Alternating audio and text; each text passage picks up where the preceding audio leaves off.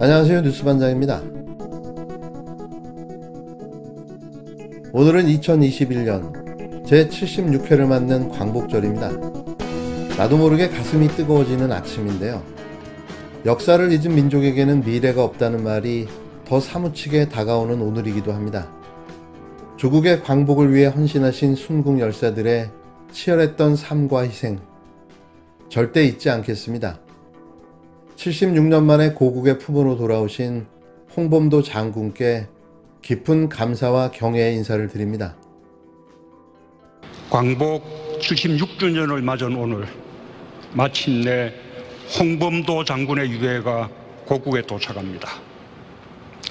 홍범도 장군은 역사적인 봉오동 전투와 청산리 전투를 승리로 이끈 대한독립군 사령관이었으며 뒷날 카자흐스탄 고려인 동포들의 정신적 지주가 되었습니다. 장군의 유해를 봉안하기 위한 우리 정부의 외교적 노력이 결실을 맺게 되어 매우 기쁩니다. 광복 직후인 1946년 윤봉길 의사와 이봉창 의사를 시작으로 오늘 홍범도 장군까지 애국지사 144분의 유해가 고향 산천으로 돌아왔습니다. 독립영웅들을 조국으로 모시는 일을 국가와 후대들이 마땅히 해야 할 책무이자 영광으로 여기며 끝까지 최선을 다하겠습니다. 탄로난 무식함을 극복하고 대선판에서 살아남기 위해 악전 고투 중인 윤석열에게 또 다른 지옥의 문이 열렸습니다. 그건 내부 경선을 위한 토론회와 검증의 시간들인데요. 그 지옥의 시간에 저승사자를 자처하는 홍준표 의원도 그 거친 입을 열기 시작했습니다. 그의 말을 10분만 들으면 귀에서 피가 난다는 그 공포의 직설화법, 윤석열의 파란만장한 대선 살아남기가 시작된 거죠. 그는 버텨낼 수 있을까요? 고막이 다 닳아 없어지고 멘탈은 붕괴되고 자신의 존재감과 자아가 상실되는 상황을 이겨낼 수 있냐는 거죠. 이제부터 펼쳐질 국힘당 경선 레이스가 꿀잼이 될 수밖에 없는 이유입니다.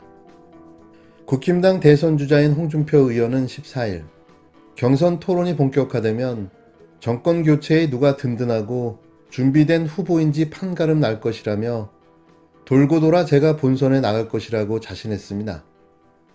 홍 의원은 이날 페이스북에 올린 글에서 몇몇 여론조사에서 희망적인 예측을 본다.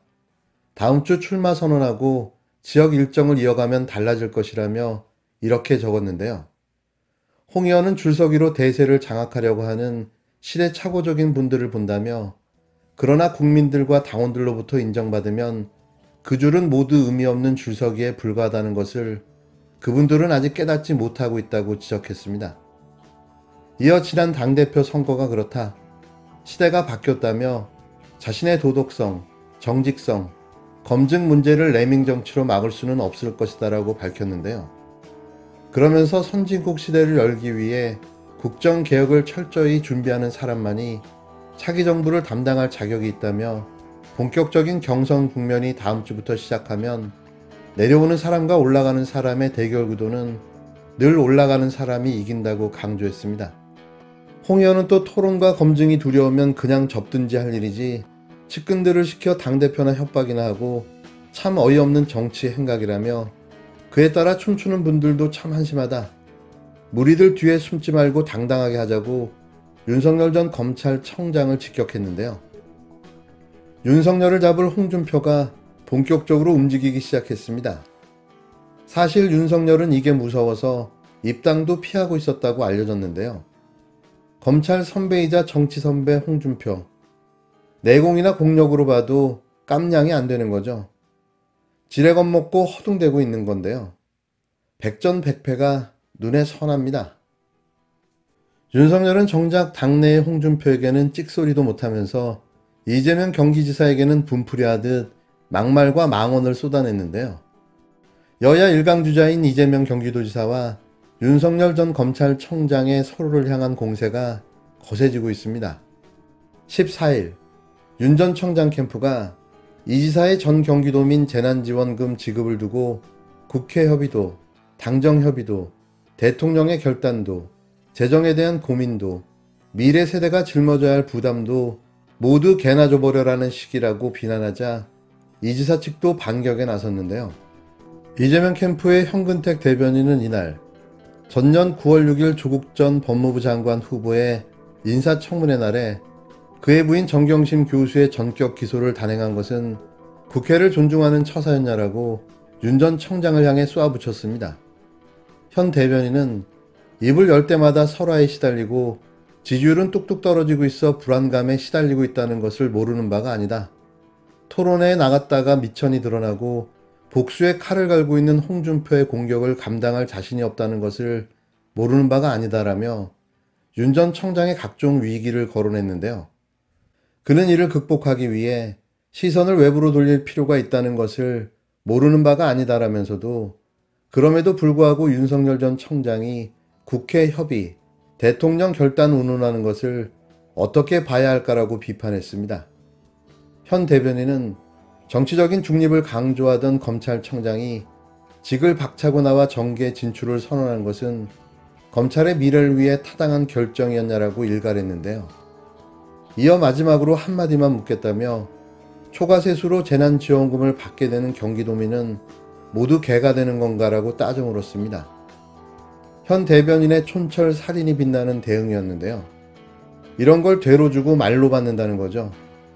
본전도 못 찾는 공세, 논리도, 전투력 자체도 없어 보입니다.